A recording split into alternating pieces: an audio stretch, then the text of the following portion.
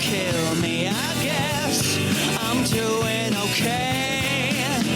I'm lost among the millions, just an empty head filled with the sky. Welcome to the Already in Progress podcast that just started as a telephone call and now apparently is going to be a series. Dumpsterfireside Chats, starring myself, Chantelle Aimée Osman, and the amazing and prolific Josh Stallings. And we shall discuss life and all of the pitfalls therein, possibly touching on writing, sometimes movies, sometimes just deeply exploring our own psyche to the boredom of listeners. King or an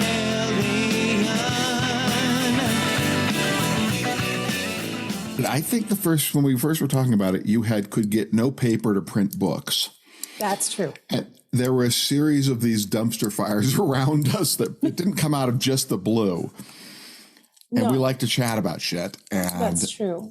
And realized, I made the comment, maybe we should just be recording these conversations. Then I guess we decided to make it legal. So what dumpster fire of this last couple of weeks are really interesting? Well, been a lot of dear. And I have to say, I mean, I know that there are several things that we want to talk about, but I'm going to go off on a slightly new tangent because just today, just as kind of a welcome to 2022, things can't get any crazier, and they do, was the arrest of that couple. I don't know if you saw, she's a journalist for Forbes, and I forget what he does, but I know he does street magic on the side, believe it or not. And apparently they had embezzled like billions of cryptocurrency. What? Were just arrested. Yes, this was all over the news. And so it was either grand theft, depending on the time that you check the cryptocurrency value, or it was a minor crime. Exactly. But as we explore these people, this is what's fabulous. And if you follow Alifair Burke on Twitter, she has been posting the videos. And if you go to TikTok, the woman involved, the female of the couple, who, as I said, worked for Forbes, apparently her hobby is freestyle rapping. What? And her husband's hobby is street magic. So this is a very interesting couple. And she has a lot of these videos online. And for example, one of her ofs is entitled Space Pimpin' with a $sign for the S. And these are just things that I can't stop laughing, I can't stop crying, and I can't unsee. And it was just more, I can't think of something that's more 2022 than this entire train wreck. Wow. I want to know how you embezzle cryptocurrency. That's what I want to know. I'm not sure. And I thought, maybe I should look more into this. And then I thought, you know what? No. I'll just enjoy it in passing. Yeah, but that just struck me as I was actually really happy that it happened today, not, for anybody whose money was embezzled in any way, but for the podcast, because I can't think of anything that says, dumpster fire more than embezzling cryptocurrency. Yeah, I know. I not because I'm a rich man, but because I'm really bad with money. I have an actual money manager who helps me with those things. And I asked him about cryptocurrency, and he said, well, people smarter. And he's a really smart man with money, really smart, economist smart. And I said, cryptocurrency. And he said, I can't have anybody, I don't care how smart they are, explain it to me in a way that it makes total sense. So I don't invest in it. Yeah, no, that same. I just don't care enough. Also, this NFT thing is also conceptually beyond me, but I honestly even have a problem if I think too hard about it. I go hide under the bed with things like credit cards and actual paper money, because none of these things actually are anything. They're not a resource. They're not, paper money used to represent gold or silver in the bank, which it doesn't anymore. It's just a piece of paper that you can literally do nothing with. So I don't know if I want to go back to a goat trading system, but I don't understand currency as it is, let alone once we go into more even hyper conceptualized currency. Yeah, no, it is all. That's the weird thing about it, is that all of it is a metaphor. A dollar bill is a metaphor. It was a metaphor for silver, and then it was a metaphor for gold. Now it's a metaphor for what? Mm-hmm. You can't trade it in. So it's a metaphor we all have agreed on. And people love the dollar worldwide in the criminal circles because it's a pretty stable metaphor. But it's a metaphor nonetheless. I know. And it just really bothers me because it's not, as I think we've probably all thought, a lot more during last couple of years of this pandemic, hypothetically, there would be a zombie apocalypse or something similar. Welcome to 2022. And okay, you've got all the money in the bank, but what exactly would that do if, things fell down? Yeah. And this is something my brother has said to me, other people who are smart about money. Well, you don't have to worry about that. If that happens, the whole game's up. Well, that's what I'm fucking worrying about is the whole game being up. Yes. Yes, you nailed my problem right there. No, that means the whole economic system doesn't work. Right. That's what I'm worried about. And we keep coming closer and closer and closer to that edge. And I know that we were chatting about this, I love how we're starting this podcast off. Well, I suppose people were forewarned with the title that this was not, hopefully we're going to talk about, I don't know, really depressing things in an uplifting way. That should be our tagline. But starting this off on a really low note, but we were talking about this recently about how people were reacting to the pandemic and at this point, 2+ years in, how people have just basically decided to ignore it and go back to the new normal.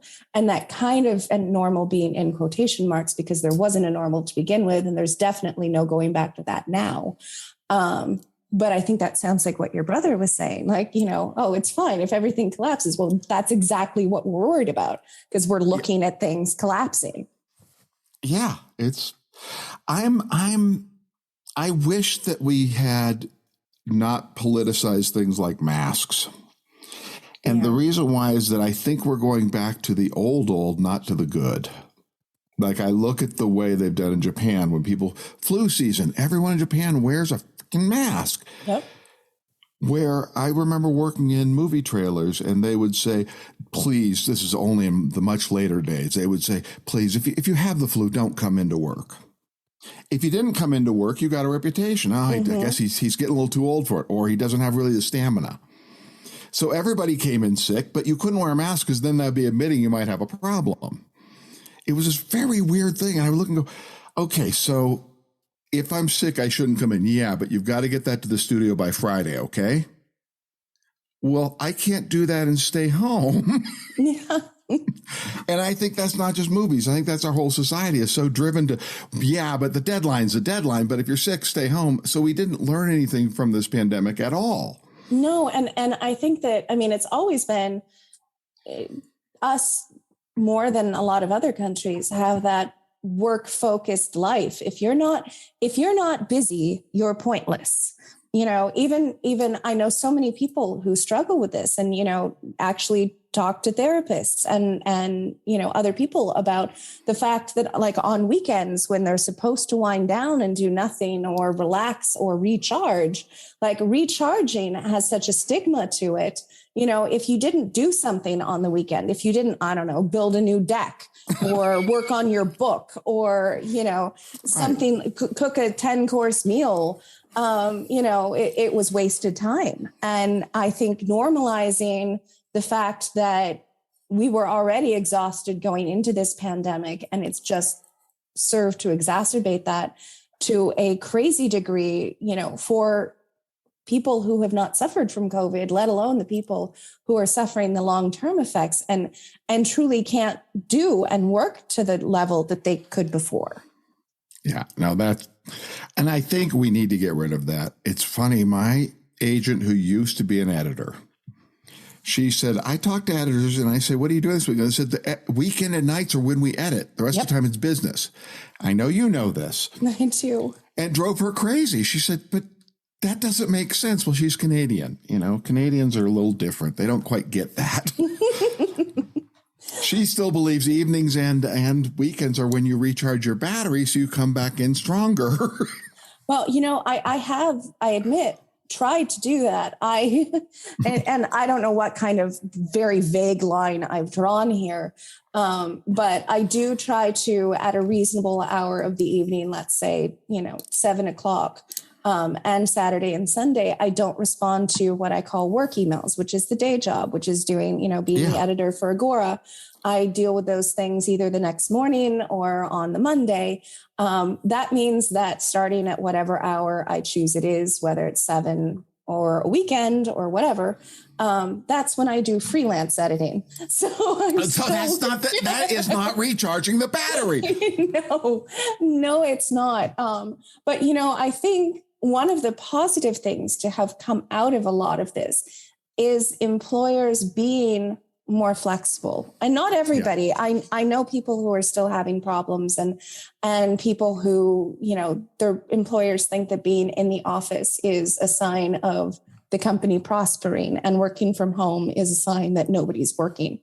So I know that a lot of people are still dealing with that, but I do see more and more people who are going, my boss is okay if I need a mental health day, or a recharge day or a sad day. And, I see that being normalized, and I hate the word normal because I don't think any of us are normal. And I think that normal is what leads to ableism and racism and a bunch of other things. But what you're talking about, though, is bosses actually in management. I think management is a better term than bosses because they aren't always your boss, but management starting to adopt the idea that we will get better work done if we're rested. Yeah. My brother had to give a woman free first-class tickets to the vacation of her dreams if she would take a vacation because she just didn't want to do it. And he finally just said, you have to. Now, what do I have to keep adding to this until you'll take the damn vacation? Yeah. No, that's a very strange way to think in our society, but I think we need to get there. It's the weird thing I've been a creative my whole life. I've either been a movie editor, trailer editor, advertising editor, an advertising writer, or a novelist. And there are certain times in that job that don't look like I'm working. And any creative job, there's a time when I need to sort of mull something. Yeah. And my brain's in this place. And I learned to make it look like I was working when I was in trailers because they come in and want to see me working. And it was actually, I needed think time. Mm-hmm. There's a certain time when you're writing a book when you aren't actually typing, you're thinking. And you're imagining. I type things that are ridiculous at that point, but it's that need to dream. Absolutely. I do the same thing with all aspects of my life. I know I was talking to a friend yesterday and I said, I've got to stop talking now. I'm really stuck. I was trying to do a cover brief. So figuring out what the cover is going to be and send that to our brilliant designers who come up with it. But I have to kind of have a concept first. And I was like, I'm struggling with how to explain this. I can't put it into words. I'm going to go take a bath. I'll talk to you later. Got to take a bath and think about this cover. And by the time I got out of the bath, I, was able to put that into words and sent the cover brief off. You absolutely need that downtime, that thinking time. I think that for anybody writing or writing adjacent, which I will consider myself sort of both, that processing time, it's never, your brain is never truly off. I think when you write or are a writer, you're always, I can't tell you the number of questionable situations I've gotten myself into because I think to myself, if I find out what happens here, this could be a really good book story. Well, since I'm a guy who seeks those out on purpose, but yeah. Well, I claim they're accidents. I spent a night in Ensenada talking to imps and prostitutes and dancers, all sorts of people, because it was a book I was writing was about trafficking. I needed to talk to people. And it got a few things that I got good at. One was I invented a term then, is that in Ensenada they have something called street concierge. Oh, it's guys who come and go, hi, what do you need? What do you need? I got pills. I got girls. I got, what do you want? What do you want? I can take care. I'll hook you up. No, it's totally classy. I'll get you the best. And there's that idea that there's a concierge on the street to take care of your problems. Mm-hmm. I did that, and I came up with, because I don't drink, and that makes people nervous. Now, luckily, I look like a criminal and a thug, so I get along good. My past helps me there. I'm comfortable with people, too. But they would say, you want to drink? And when you say no, they give you a look, and I'd go, I'm allergic to alcohol. And he'd look at me and go, what's that mean? Come on. I say, what is allergic to alcohol? So, man, if I drink it, I break out in handcuffs. I don't need to be in jail tonight. And that immediately made them laugh, and we could just sit and talk. That night I had breakfast. I met a streetwalker who was kind of at the end of her shift. And I said, could I buy you breakfast? She said, well, yeah, I'm pretty tired. It's been a long day. I said, no, I mean, really breakfast, nothing else. She goes, yeah, I would like some breakfast. And for the price of breakfast, I got her story of how she got down there. So these things, I've always looked for them. Yeah. It's harder. Like, I'm living in Idaho, and you don't run into a lot of street thugs up here. No, you don't. However, I have to say, I'm really disappointed in you for one thing. What's that? Why have you never had a book called Street Concierge? Oh, that's God. Now that you've said it. That's the best title.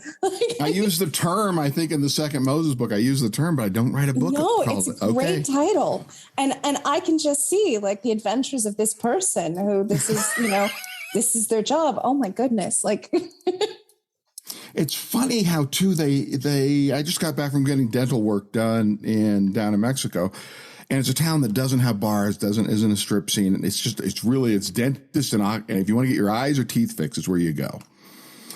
And even there, people came up to me, and first off, because I'm 6'4", for some reason, even people who hire me call me boss. So I've got this Chicano dude going, yo, boss, what do you want? You want a girl? You want some drugs? I got some painkillers. What do you want, boss? I'm like, why do I attract this? What in my face says any of that is what I'm going to want? But I do. Yeah. So Street Concierge. Okay, I'm working on that right now, my new book. Okay, good. I like that. I like that very much. In writing, there is a point at which, if I've done all of the dream work right, where it takes over my life, where it wakes me up in the middle of the night, where I'm so in it that I can't get out of it, I realize for me, that's part of the task, is everything is about getting the wheels spinning so fast that when you take the brake off, you're already in motion. And so that's for me what a lot of that dream time does. Well, unfortunately, fundamentally, at my core, I am a lazy person. You're a liar. No, I really, really am. And I just mask it very, very well.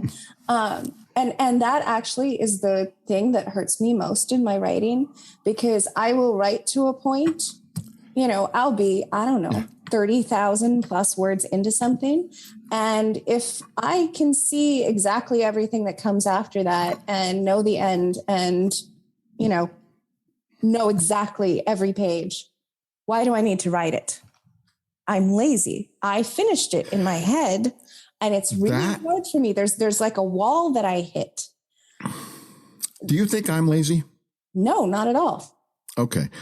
Because you've just described my process. And that is, absolutely. And I think I'm lazy. I say that all the time. And I know people who work this many hours, I don't think are lazy. It's that I've described that for me, writing, the closest thing to writing is reading. Yeah. Sometimes I've read a book, and in a dream, I'll fall asleep reading, and I'll start finishing the book. Oh, me too. Dreaming. I do that all the time. Right. That's what writing feels like to me. And it's why, in a world where everybody wants to see a page by page outline of what the book's going to be before they'll let you write the book, I would never make it. I didn't make it in Hollywood for that reason, is that screenplays need to be laid out that way. We need to know everything's going to happen before you write it. And I'm going, well, then why the fuck would I write it? If I know everything that's going to happen, there's no discovery for me. So yeah, I totally get that. And my writing in when I did do it in Hollywood, because they paid me to do it, I noticed it was always stale, because I had taken all the juice out of it.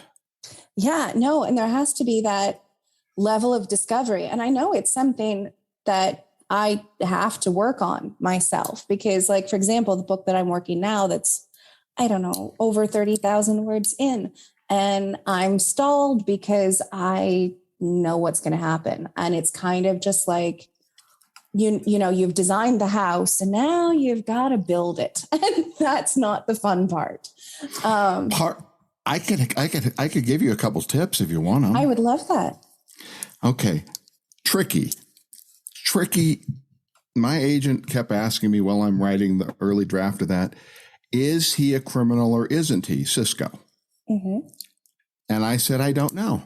And then now we're 2/3 in the book. Is he a criminal or isn't? Is he faking or isn't he? And I would say, yeah, that is the question, isn't it? Now, the truth is I had a pretty good inkling. I could have stopped and said, well, I think I know this was going to happen and that's what's going to happen.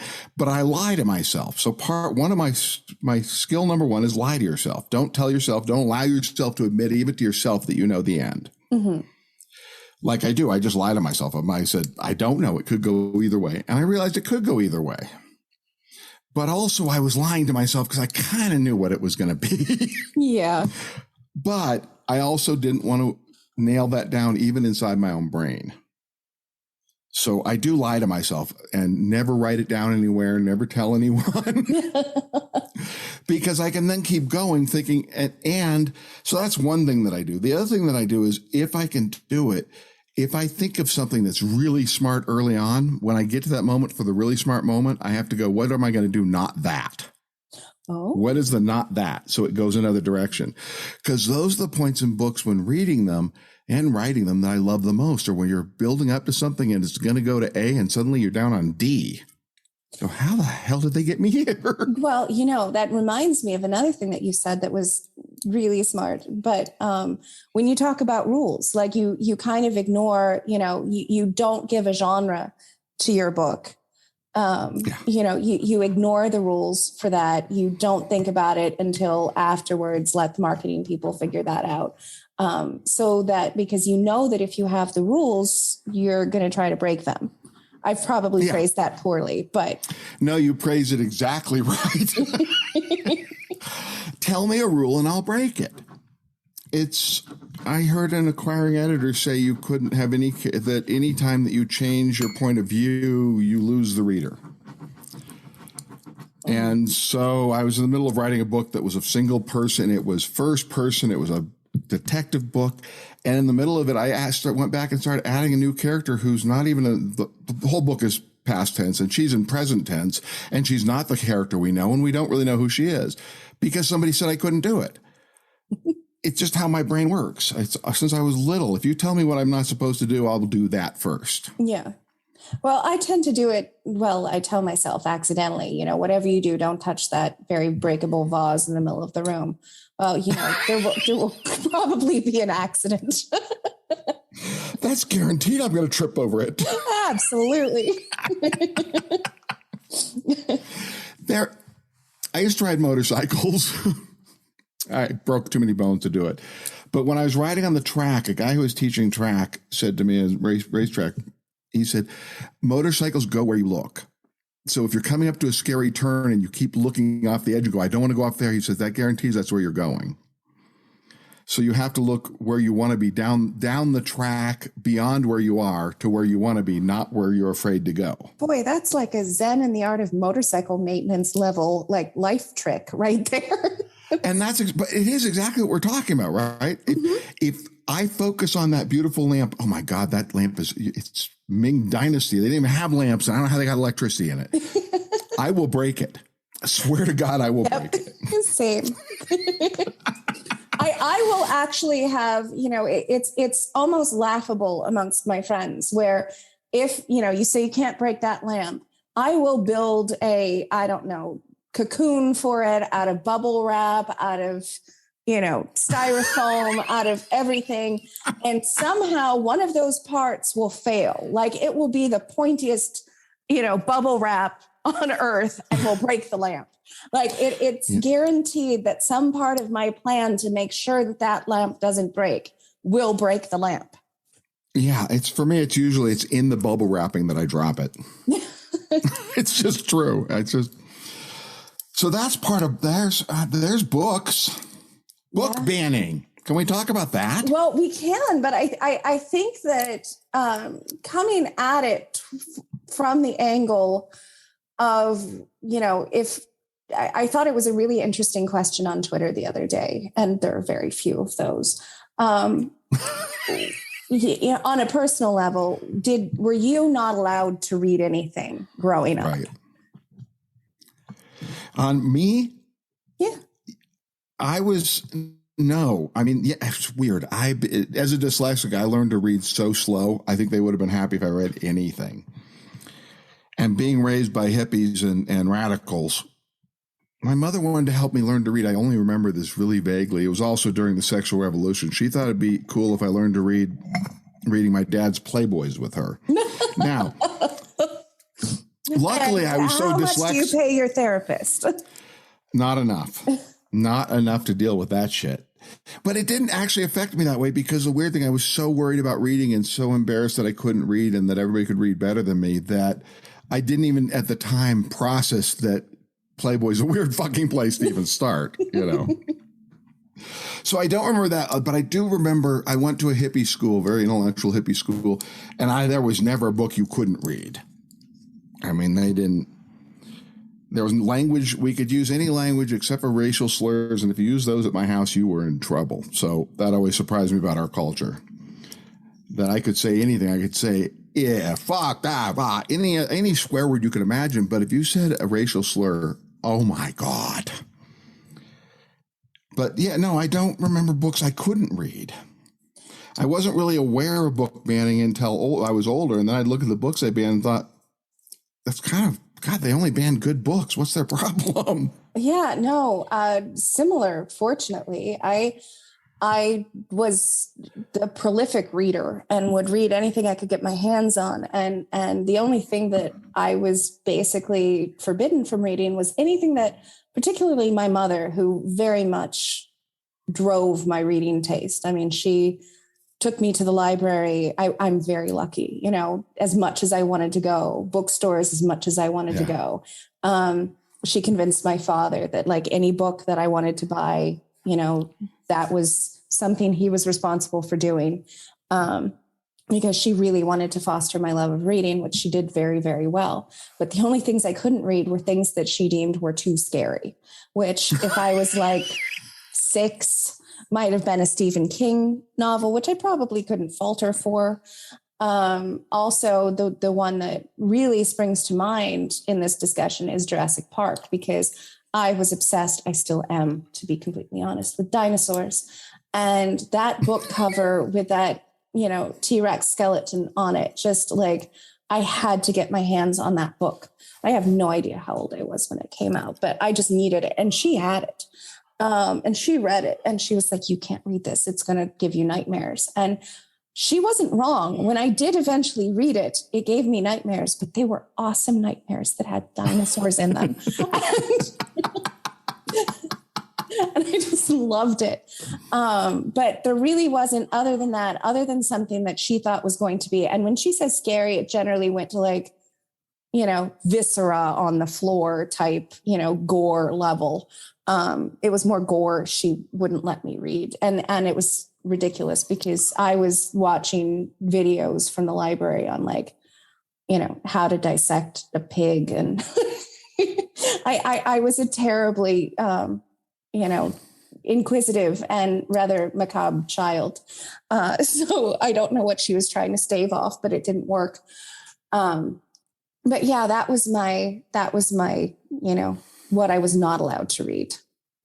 But that question led me to another one, which you and I briefly discussed. And so I've warned you.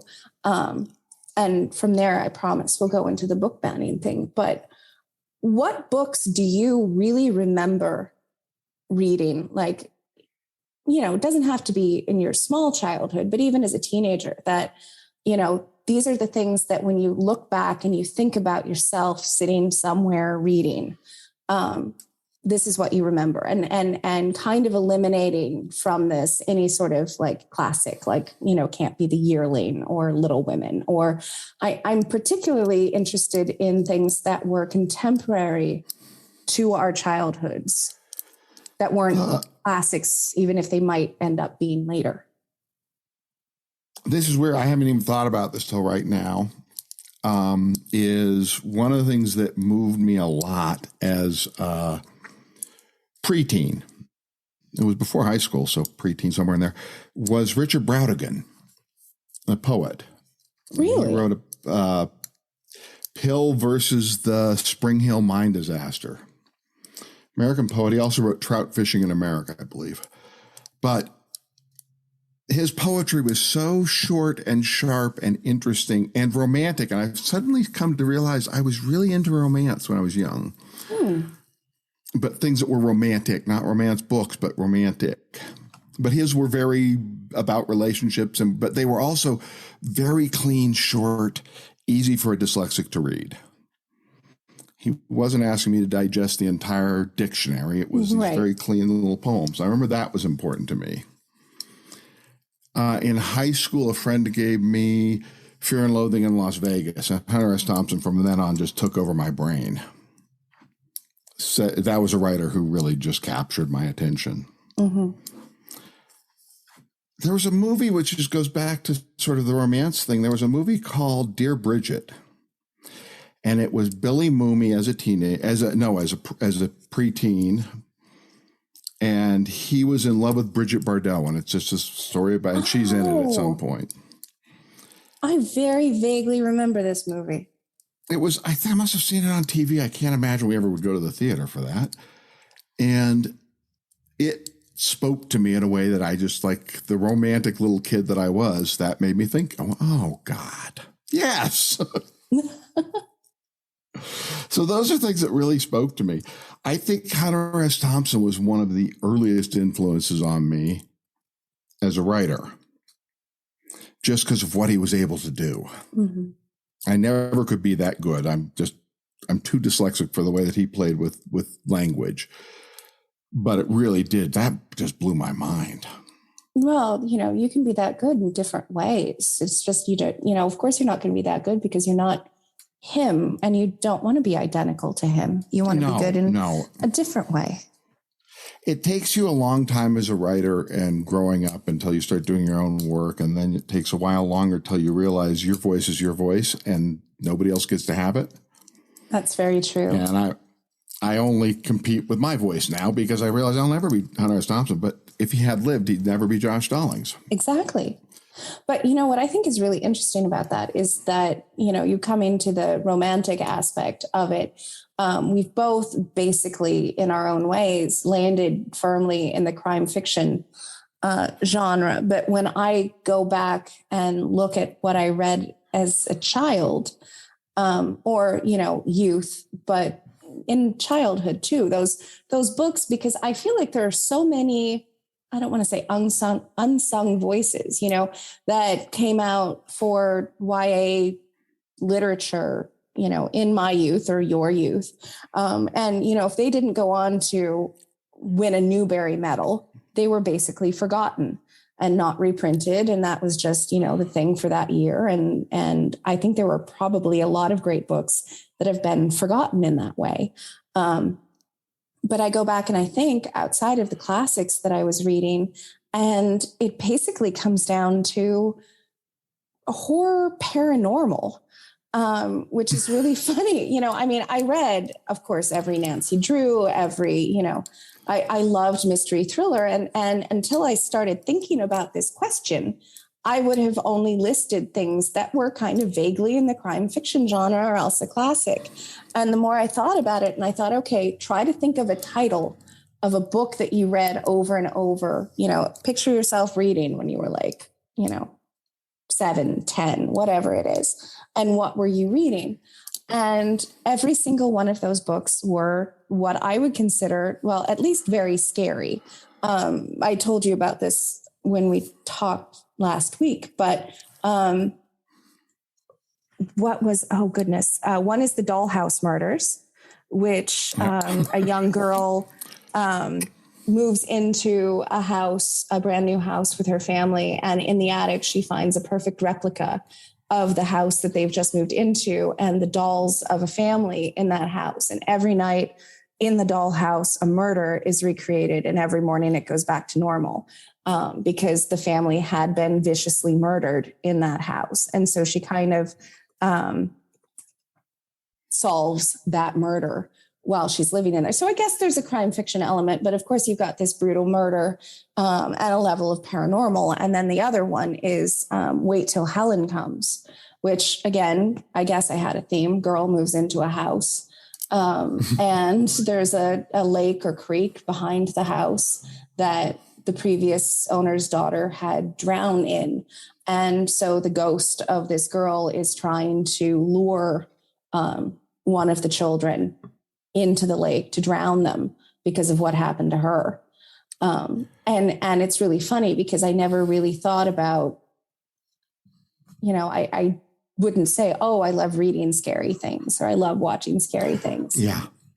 Just like you don't really think about, well, you really liked romantic things. And apparently this has a deeper seat in our psyche than we thought. And I think I know in my writing what separates what I do, no matter how hard boiled the writing or no matter what place it's sitting in crime fiction, what separates me from most of my favorite writers is a romantic sense of the world, not in a couple's romance, just a romantic view of the world. And a lot of that's what I do. There is a certain view of the world that people are good at heart, that people that you think are bad turn out to be good. Those kind of moments are important to me. No, and that truly can. And that's romantic. Yeah. It is. Although it's not tricky, doesn't have a big romance in it. A friend of mine, a neighbor who read Tricky and put a review up on somewhere, I don't remember where, just to read a review. But she said, this is a love story between these two men. That's how she views it. And I loved that. I thought, well, yeah, it is, except for it's a different kind of love story. It's not a sexual romance, but it is, but that romantic notion flows through that book and pretty much all that I do. So I don't know. I think it did affect the way that I write crime fiction. Well, and I look at the books you put out and no, I was going to say you put out books that are pretty scary sometimes. Well, it's true. But also, I do think that there is a level of the romantic in crime fiction. And this technically isn't crime fiction, but when you were describing just then, that Tricky is a love story, it actually made me think of 3:10 to Yuma. Because to me, Ben Wade's relationship with Dan Evans and his commitment to getting on that train even after he died. Yeah. That's romantic.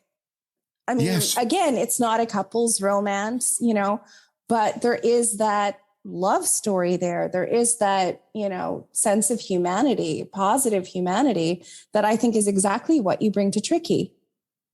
As we get more understanding of the fluidity of sexuality and everything else and romance, it's important to know there are things that have all the makeup of a romantic novel, but just it's not driven at all towards a sexual conclusion. There's no sexuality between these characters, but it's every other nature of love shows up in all kinds of ways. I think we have to be, I recognize that we get very staid. Well, if I say it's a romance, then there better be flowers at some point. Well, not really. No. I think that as a species, our desire to categorize and pigeonhole is to our own detriment. And I actually feel that way and am quite vocal about feeling that way about marketing books. You don't have you don't have people who are big movie watchers and they only watch horror movies or they only watch romances. No, one night they'll come home from work and be like, I feel like a comedy. The next night they'll be like, you know what, let's watch something scary. But somehow for readers stay in their lanes. And I think it's to their own detriment, Do they? I have people. Well, I think so. I have people who say, no, you would know better. Well, not necessarily. Oh my God, I know nothing. But I have people who will say, I only read, and it will be a ridiculous level of specificity, like, medical thrillers. I only read, I don't read and list everything else. And I really feel it's all down to the marketing, because especially now, having worked with Agora for so many years, I can see, different ways I can twist some of the books in my line to fit in different genres. Yeah, I always thought it was bookstores were the problem. Is that the bookstore model? And I love bookstores. Don't get me wrong. Don't start hating me yet. Well, it's not like you said you don't like libraries. So right, I love libraries, but is the need to put things into genres, and now with internet, you can put them in subgenres so that people will look in the right place to buy the book they want. And I think that's detrimental. I think putting anything into genre, subgenre, smaller genre is really difficult, because the best books I've ever read would fit in 2 or 3. Well, I agree. And I've used, and on podcasts before, the example of Jaws, because I can give you a good argument that Jaws is a Western, and I can give you read-alikes for that. Like, if you like Jaws, I think you would probably like Lee Child's Jack Reacher books. I think you'd also probably like Witches of Eastwick. All of these at their core have some element, whether it's a shark or a man, or potentially both, who rides into town suddenly and unexpectedly and creates, some level of chaos that has to be dealt with, and the people around them either adapt or don't, and then the person leaves that town, or the shark. And all of those fit into that. Absolutely. And one's a thriller, one's a Western, and one's, I guess, did fiction / paranormal. That makes yeah. So then why do we need those genres? I like I said, I think it goes down to the marketing, and, you want people who liked X to like Y. And so, you've got to have a way to steer them, because if they're in the Western section, they're not necessarily going to go over to paranormal fiction. But, maybe everything should go under fiction. I honestly don't know how to fix the problem, other than having recommendation algorithms not just stick within the same genre. Yeah, I was walk the dog, and there's a neighbor who came out of movie marketing like I did, and our dogs are friends. So she and I sit often and watch our dogs play in her backyard. She asked me, what is a police procedural? And I went through that in my head 3 ways to Sunday. And finally I thought of all the books that have been called police procedurals. I said, I think it's a crime story with police as the lead. That's the best I can get to. She said, so if it's a Potter, is it like then a Potter procedural? Maybe, right? No, that's a cozy. We have a name for that. If it's a butcher, what is that?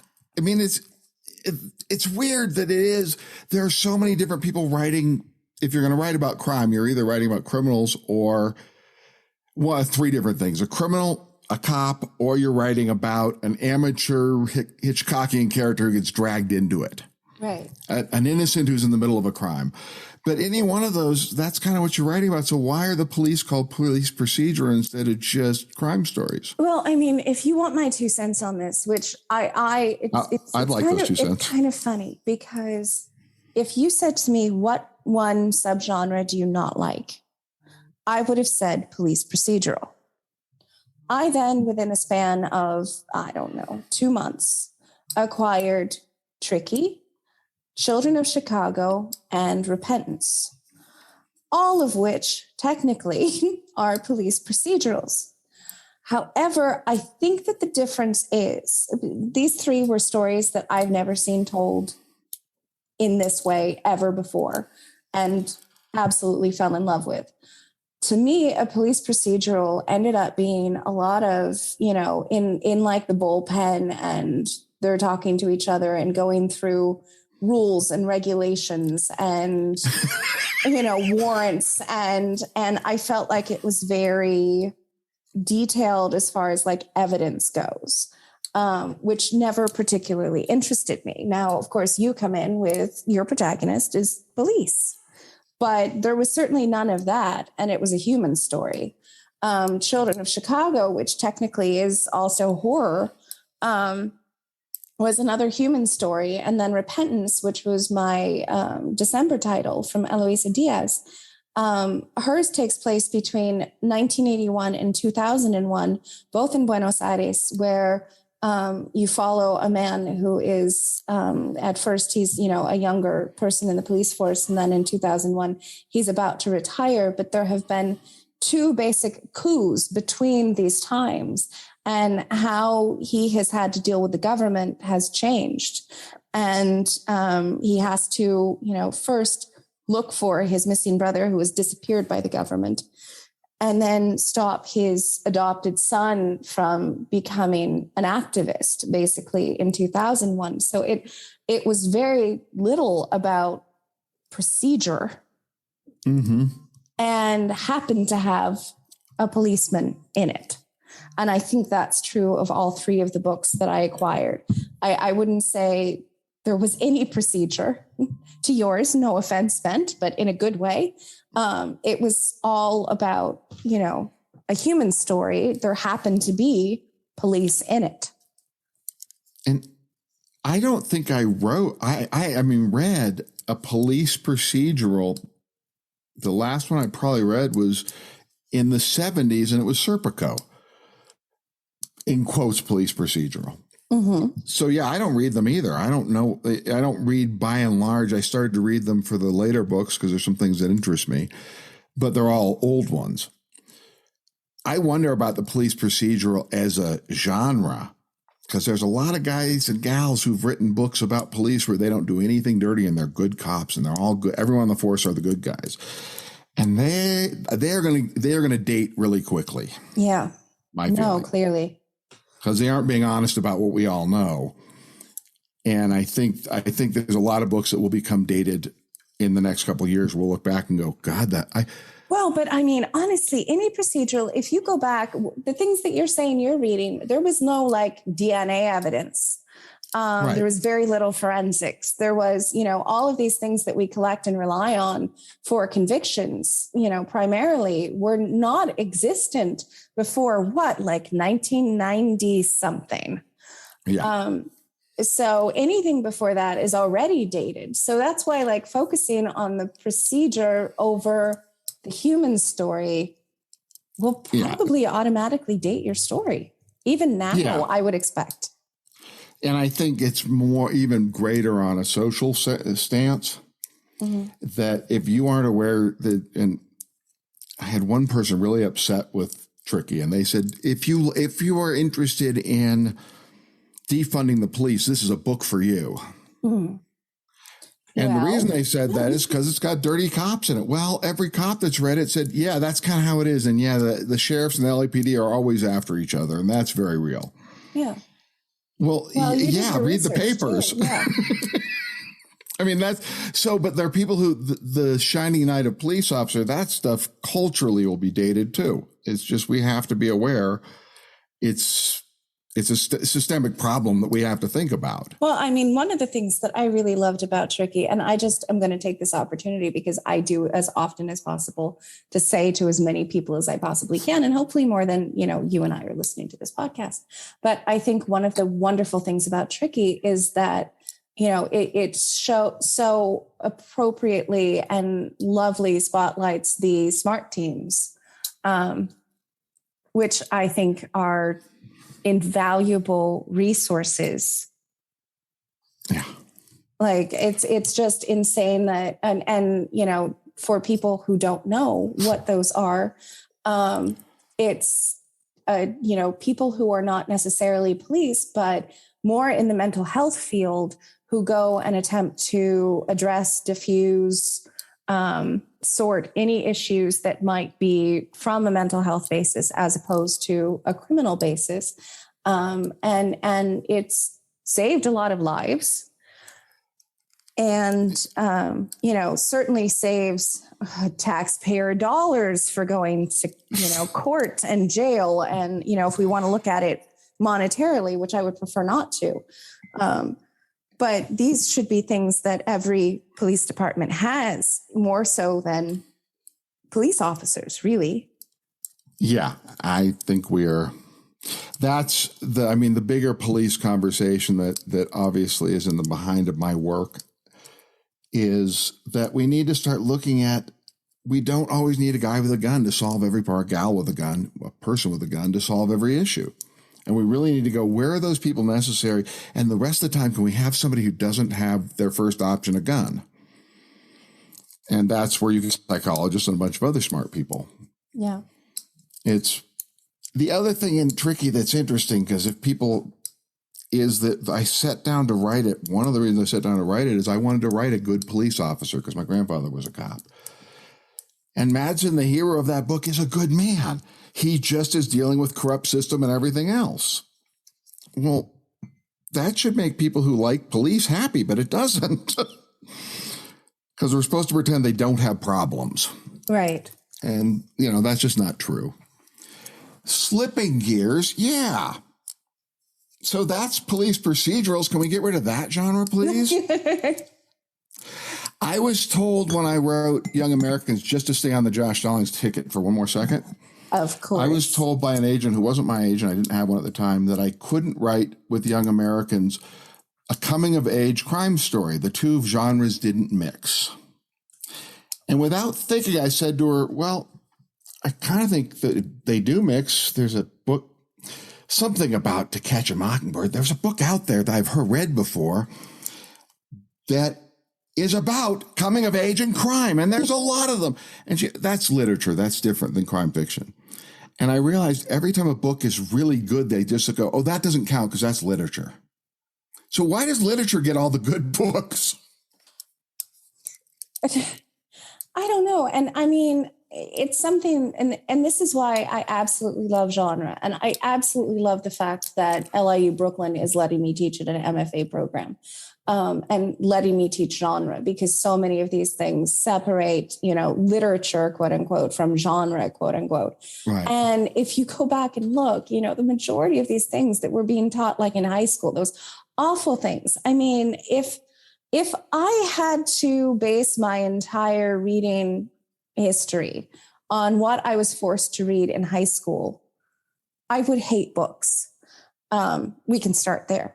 But also, the majority, I really would.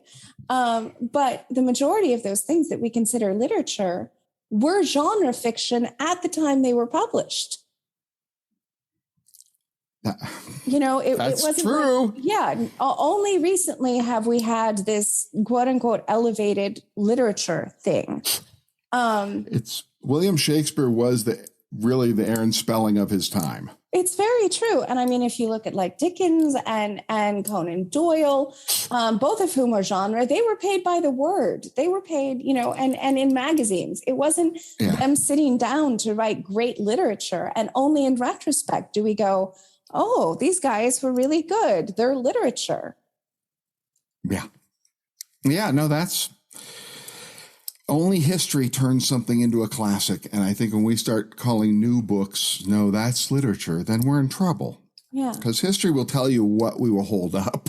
And maybe we should all admit that we've been loving genre forever. Oh, of course.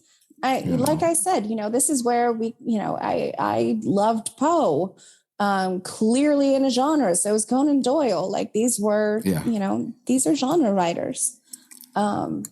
But, now they're classics and people kind of elevate them and go, well, whatever you're doing now.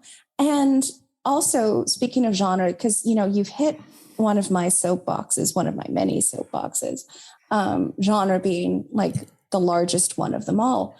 But if you go back and look at science fiction and fantasy, particularly, I think they get a terrible rap. And the thing is that the majority of scientists, doctors, you name it, who are innovators right now were inspired by the crazy things they read, when they were younger in science fiction novels. And if you go back and you look at interviews, they say this, and even in graphic novels,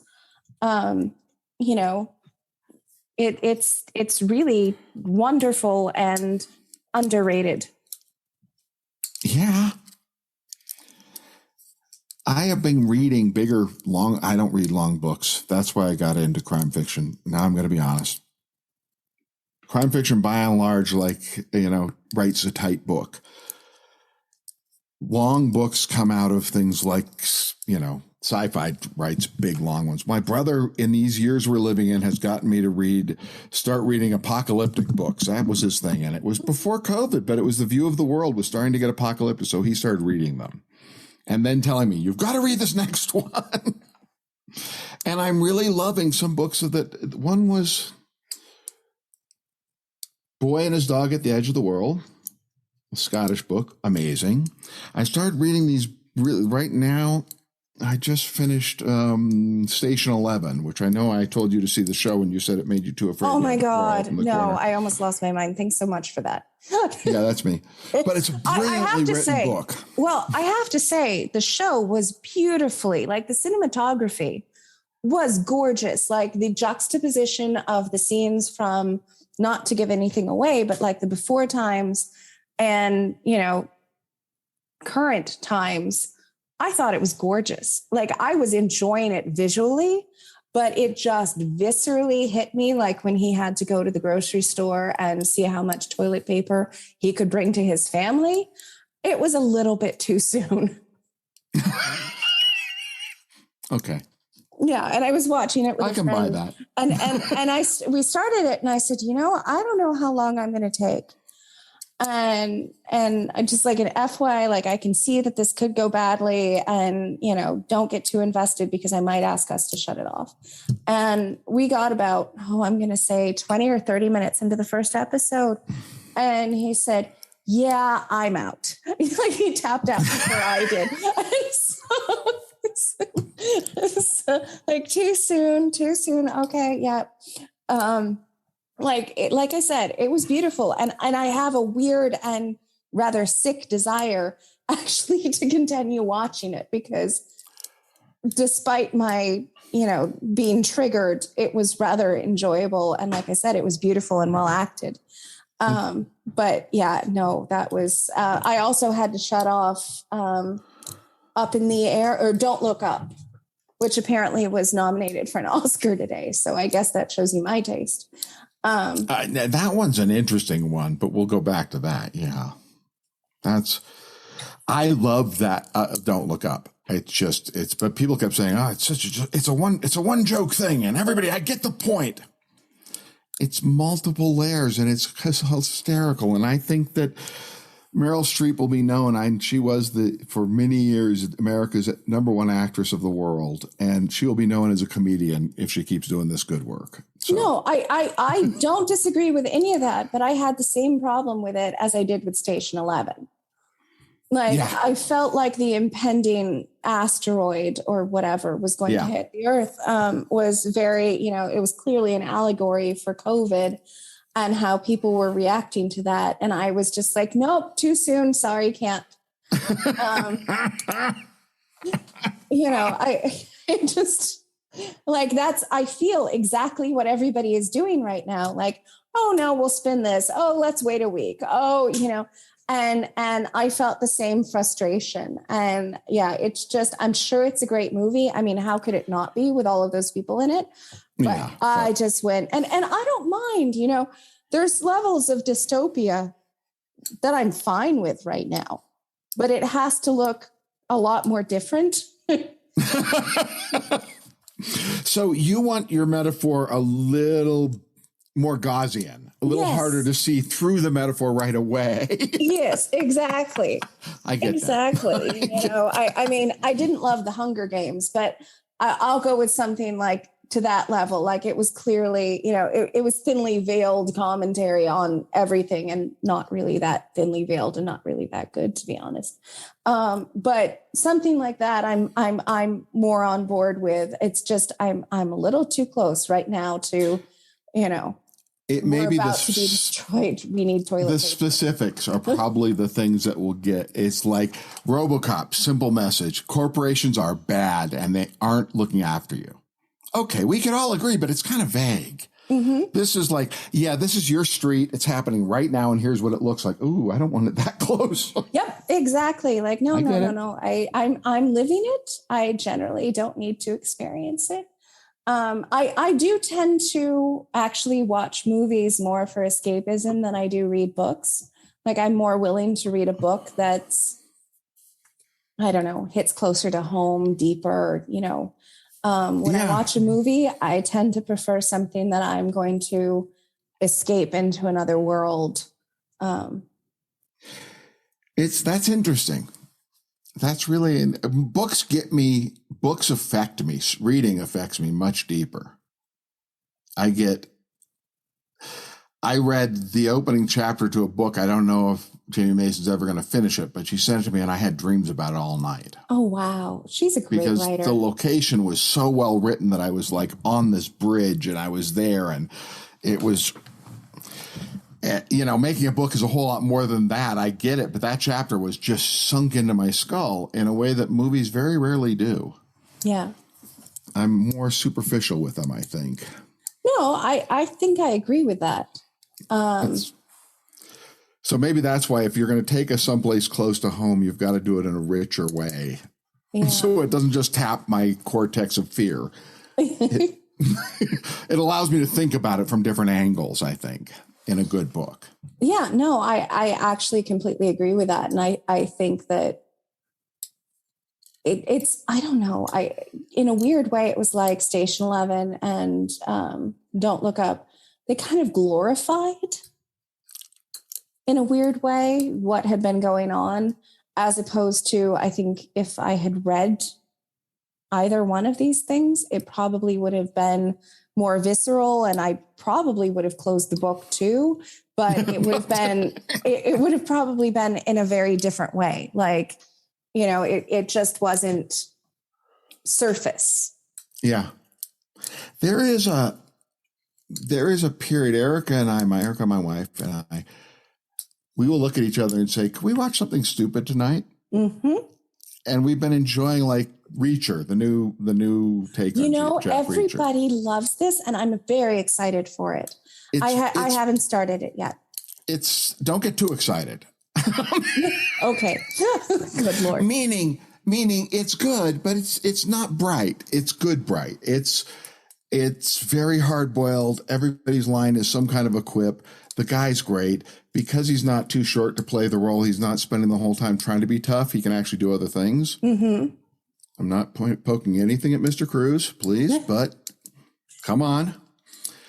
But there's so much in it that's good that way, but at the end of the day, it's not a real world. It's a hard-boiled world, and the solutions are hard-boiled solutions. And there's things in it like that you just kind of, but I like that. It's good, stupid. And I don't mean that in a bad way. I mean that in the best sense. There's very good, stupid. It's just good where you sit back and go, I feel better. Well, have you been watching The Peacemaker? Yes.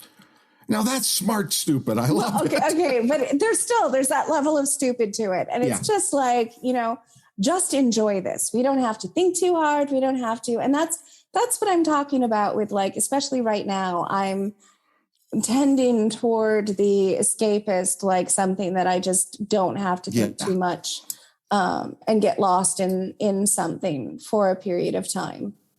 Yeah, no, I agree. I like that is, I think, what we are requiring of the world right now. I also loved, and we should go back to, dumpster fire topics, but I also loved Archive 81. I have to get back to it. I didn't realize until after I watched the first episode that I had actually listened to that podcast, but they changed it enough that I didn't recognize it immediately. Oh. And it is absolutely the kind of sci-fi that I love. I don't know. I don't know that we've ever talked about this. Are you a Doctor Who fan? Vaguely. No. I think if you call yourself a fan of that world, you have to be insane at some level. I mean, really into it. I've seen Doctor Who. I like Doctor Who. Fan is like that's a whole nother level where people are fighting about who the next Doctor Who should be in. I love Doctor Who on the whole. Yes. But my favorite Doctor Who episode is a David Tennant episode, which he's barely in, called Blank. Which is, oh goodness, what's her name? She was in The Great Gatsby. She became, she was going to be a companion. Looking it up. But she got the big movie deal and chose Carey Mulligan. Okay. This is the only episode she was ever in. She was supposed to be a companion going forward, but it never happened because she obviously, got super famous. And it's kind of obviously all Doctor Who is a time travel, but this is one of those like weird time folding in on itself episodes with this empty house that she goes to investigate, and then gets notes from like her friend who just walked in the other room.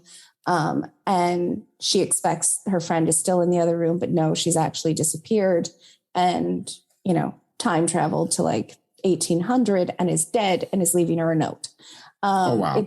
Yeah. So Archive 81 is basically my favorite Doctor Who episode, which is Blank, extended into an entire season. So yeah, it's, there, clearly always things that we can criticize and could be done better, but I truly sat and enjoyed that entire thing. Okay. I'm going to jump back in it. There's so many things that grab my attention. And lately, Erica, who, has been through a lot taking care of her father and now has some time, she wants to go to bed early and say, can we go to bed and read? I haven't read in a long time. Oh, that's nice. Yeah. Books are good. Books are great. Yeah. And I don't read a lot. I'm lucky because everything that I get to read, I already like my slush pile is full of books that are amazing. But things that I seek out outside of that are very few, simply because of time constraints. So I'll end up, watching something and working at the same time. If you were right now, I was thinking about this, like books that if I wasn't a writer, now I happen to read a lot of my friends. So that's kind of a problem. Are writers that other people, Amy, my agent, will say, you got to read this, so I'll read it, or things that you might suggest. Mm-hmm. But if you were just a reader, I was thinking, well, there's so many good books out there over time, right? They've been being written a long time. So there's a bunch of them. What calls you to a new book? Does it need to speak of the time you're living in? What does it need? What are the requirements for a book that if you weren't in the jobs we have, that would make you just want to read a book? Well, it's really hard. And I'm going to look up one of the ones that basically the only way that I can answer this is to actually tell you what I have read outside of what I'm working on. Because it's really hard. I love everything that I edit and publish, clearly. But what draws me to a book that makes me stop, I can think of 3 recently off the top of my head. One is, let's make sure I have the exact title right. Tuesday Mooney Talks to Ghosts by Kate Rakulia. And I picked that up. So this is kind of weirdly, very good question, because it's going to circle back to the books we remember from childhood that I think really shape us. So the description of this vaguely that I just read recently, a dying billionaire sends one woman and a cast of dreamers on a citywide treasure hunt. Okay, it's an adult novel. Wow. And I loved growing up The Westing Game, which I don't know if you remember that book or not. But it was basically this young girl lives in an apartment, and the guy who also lives in the apartment, who's older and has a lot of money, dies. And he gives everybody in the apartment building clues, and whoever can solve the puzzle, gets his fortune. So this is clearly an adult book after my childhood heart. So that's an example. Also, V.E. Schwab's The Invisible Life of Addie LaRue, which is a woman who, again, go to Archive 81 or Blink that I just described, because it's a woman who lives basically for 300 years. And her curse, because she's made this deal, is that nobody once, like she leaves the room, can remember her until somebody in New York contemporarily 300 years later remembers her. And why does he? Wow. So that's what attracts me, I guess. Like these weird things that tug my memory from other positive associations. In addition, like I said, to everything that I love that I'm acquiring at the moment. Right. I mean, that's what you have a dream job for someone. I do, in fact. It's interesting. I was trying to think, what is it? Like, I know what makes a big book is something happening that sort of hits the moment where everybody goes, oh, that's kind of what we're thinking about, or some other way. I don't know how that happens, actually. I used to think I knew. El Chapo escaping from prison at the same time that the only person who's really skilled to talk about those things on all the morning shows is Don Winslow. And suddenly his Border trilogy is worldwide bestsellers. Mm-hmm. That's just the lottery. That's, Yep. No, that happens more often than not.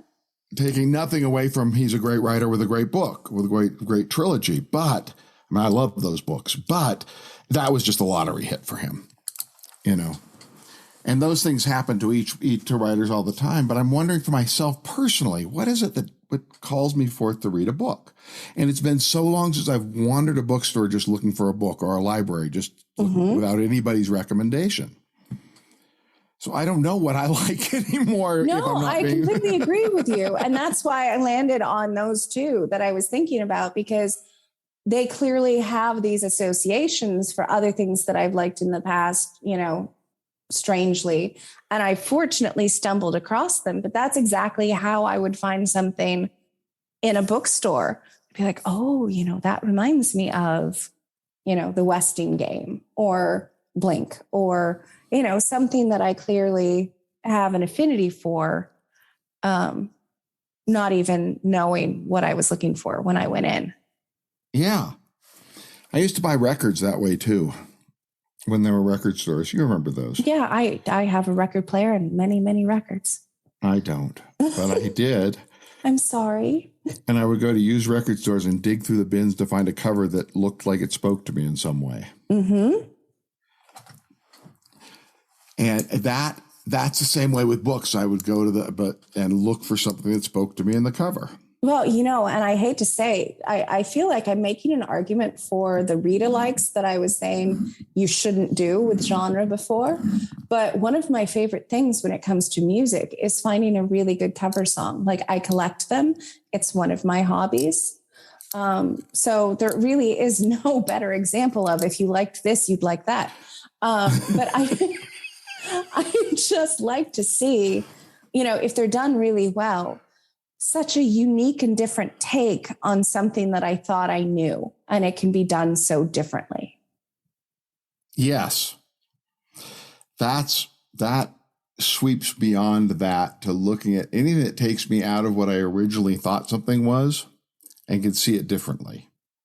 But music does it with David Bowie all the time, because I forget, he was so huge to me. My big sister got me into listening to him, and I just love it. He was important my whole life. Oh, he's my favorite, no question. Who moved my life always. But when I hear somebody else do a Bowie song, some people go, oh, they're doing it wrong. Instead, I go, oh, I forgot how good his lyrics were. Or I forgot how fucking musical the man was. Yeah, you can sometimes see a different layer that you didn't necessarily see the first time around. And I love that. It's my wife's brought to our marriage, Joni Mitchell. Oh, I love Joni Mitchell. Joni Mitchell is one of those that is really like the test, because I've heard a lot of bad people singing Joni Mitchell. Oh, yeah. And why would you approach someone who changes time signatures and has that range of a voice and try and do it? Right? No. There are some people, and I truly believe this, that should not ever be covered. Like, there's some people where they've done it right the first time and just back away. And their instrument's so incredible that I didn't, actually the covers helped me to see how incredible she was as an instrument, because she makes it seem easy. And then you see someone trying to do it and going and fucking it up and going, oh, that's because what she did so easily is really hard to do. Yeah, no. And it's one of those things where if you're not, I don't think you can come easily to Joni Mitchell. Like, I don't think it's something that if you've never heard her or you don't have a really great background in music, I think she might be hard to get in the door to, at least nowadays. But once you do, it's just so unique and different and wonderful. Yeah, there's nothing else like that. No, I mean, that's part of I before I moved to New York, I lived in Laurel Canyon, and I loved that so much because, right? There you go.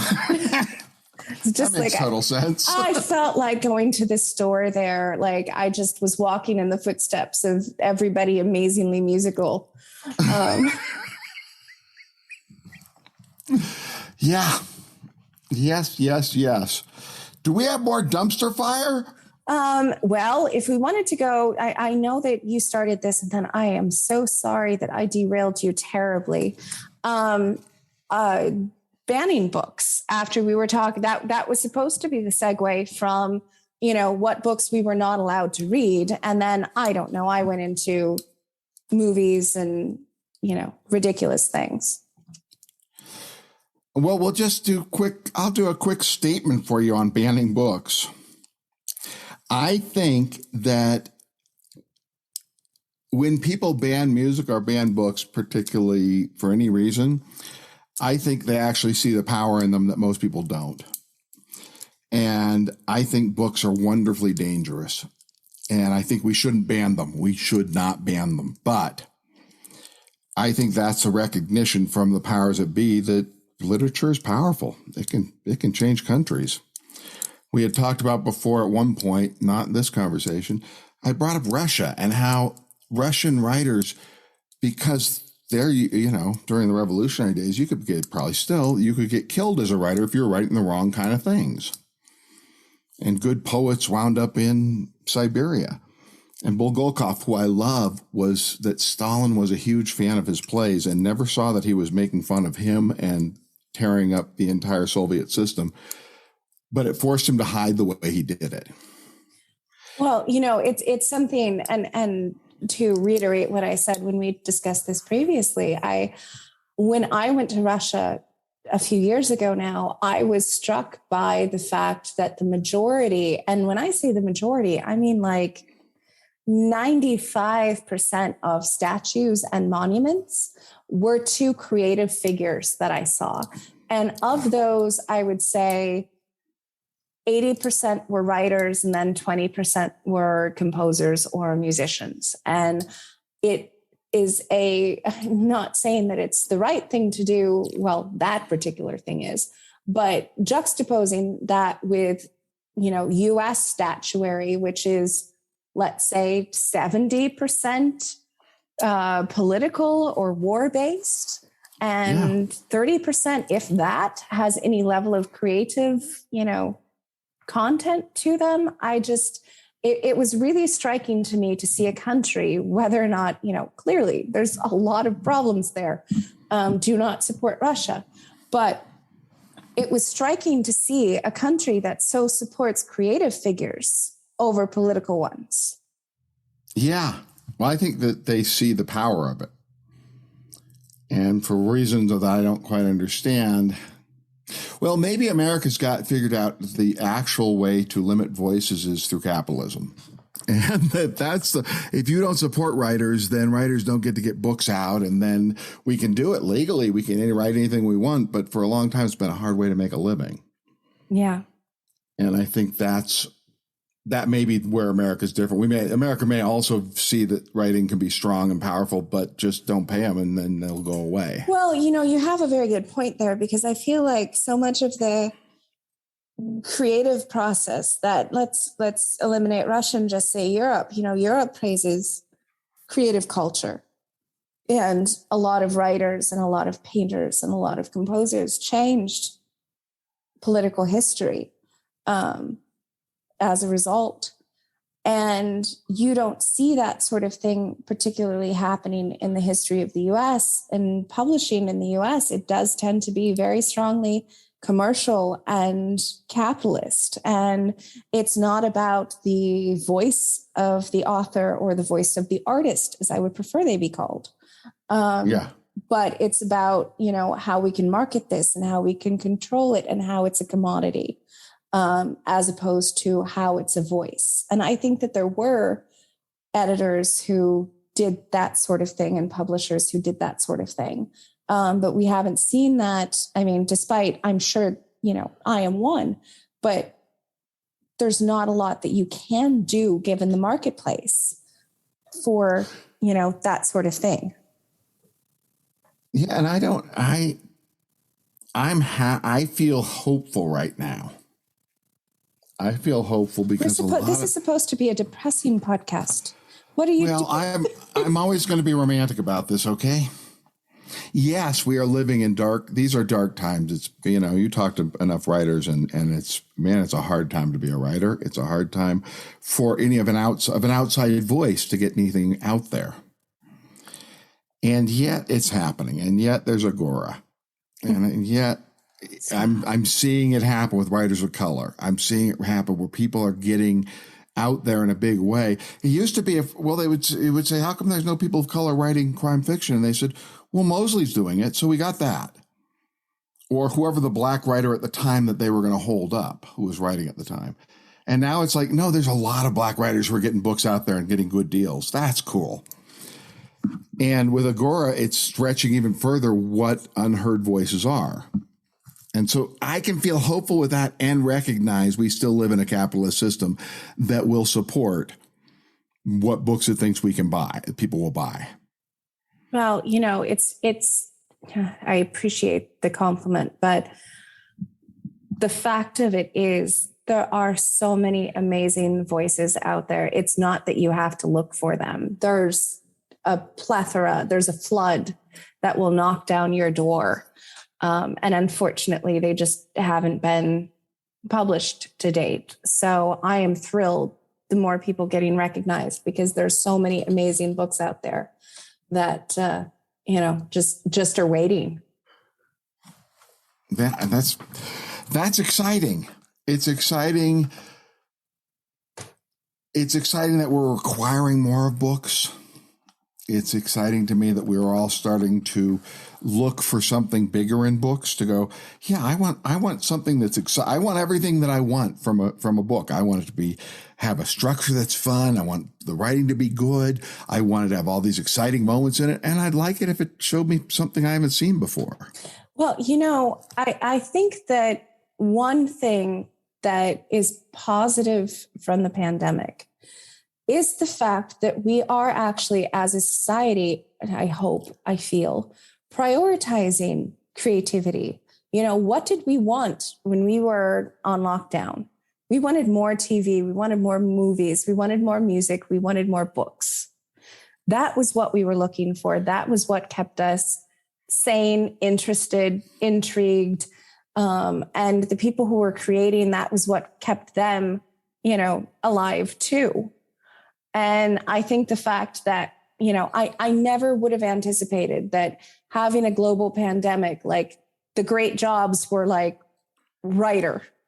That was not, clearly we had like nurse, doctor, biologist, anybody of these, anybody working on a vaccine, clearly these were priority.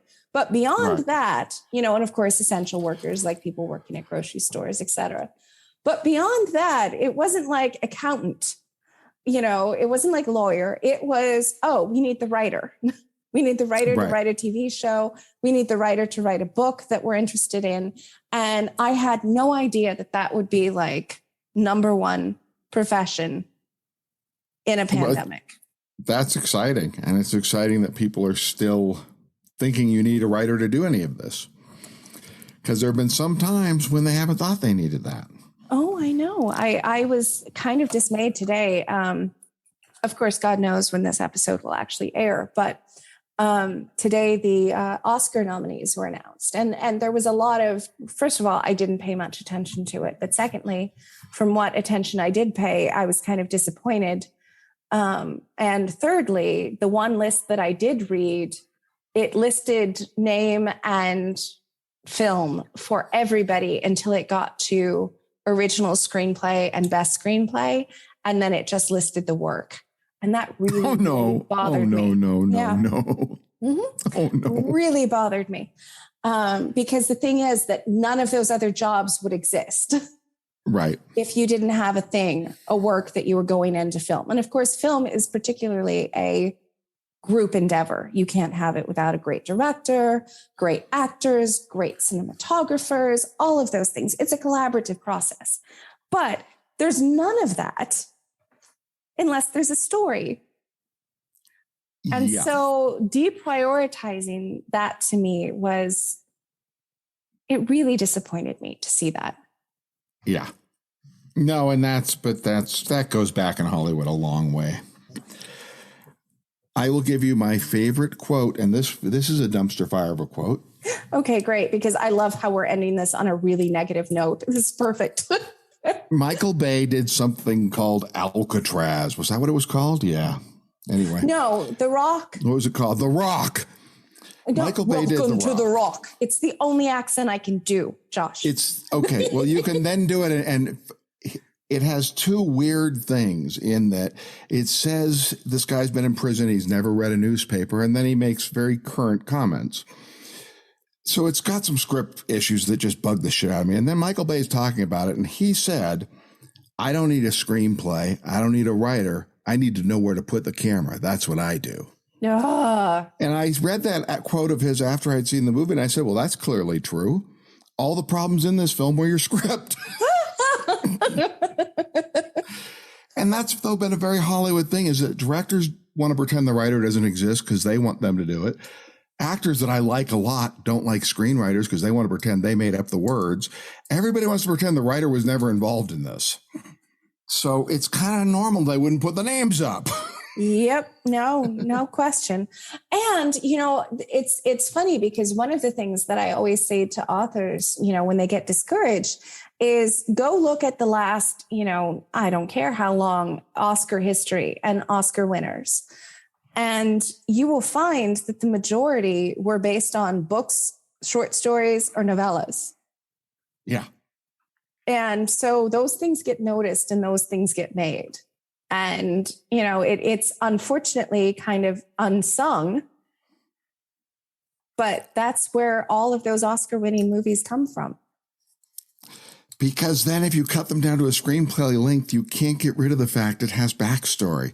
It has development. It has all those other things in it. Even if you cut them out, they're apparent in the film. Yep. Where just knowing where to put the camera won't give you that. Sorry, Mr. Bay. It's all right. And I have to say, I did love The Rock. I love really bad Nicolas Cage movies like Con Air, Face Off. Don't get me started.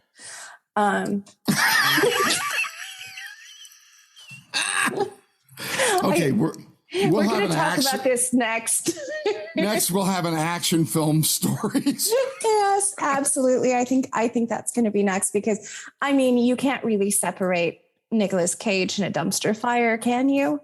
So no. clearly episode two is going to be all Nicolas Cage all the time.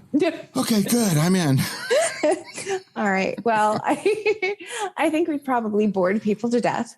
And I'm not, and I'm certainly happy to have been here, and we will share more dumpster fires with you when we talk next. Absolutely. Looking forward to it already.